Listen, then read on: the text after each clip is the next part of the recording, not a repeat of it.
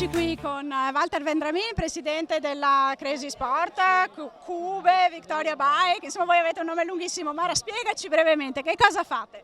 Allora, noi facciamo mountain bike fuori strada, abbiamo società con circa un'ottantina di tesserati, ma diciamo la nostra forza è nel settore giovanile. Abbiamo circa 20 giovanissimi, ragazzini che hanno dai 6 ai 12 anni. Il gruppo più coeso e più forte sono il giovanile, che va dai 13 anni ai 18 anni e ne abbiamo quasi 40, e poi una decina di agonisti, poi anche il zoccolo duro dei master, che sono quelli che poi accompagnano i nostri ragazzi a tutte le manifestazioni del Veneto e anche in giro per l'Italia. Come definiresti, Walter, tu questo sport? Uno sport individuale o uno sport di squadra? C'è una squadra che sostiene il singolo mentre pedala?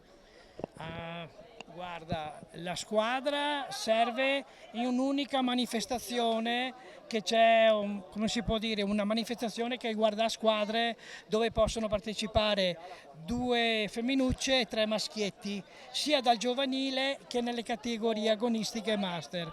Altrimenti è uno sport singolo, va ognuno con le sue forze. Naturalmente ci sono varie categorie per ogni anno di nascita. Quindi uno sport al quale possiamo approcciarci tutti, diviso per capacità ed età, e che si fa all'aria aperta, quindi andiamo tutti in bicicletta. Allora, per diventare dei buoni bikers è importante oggi, oltre che la resistenza, essere molto tecnici, perché fanno dei percorsi veramente impegnativi, in modo particolare dalle categorie 13-14 anni in su.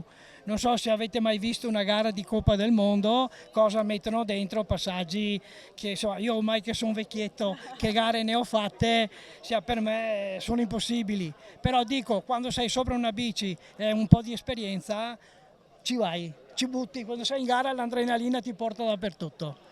E sì. Allora consigliamo a tutti di provare l'adrenalina sulla bici e di andare a trovare i nostri amici Cube Crazy Victoria Bike. Grazie.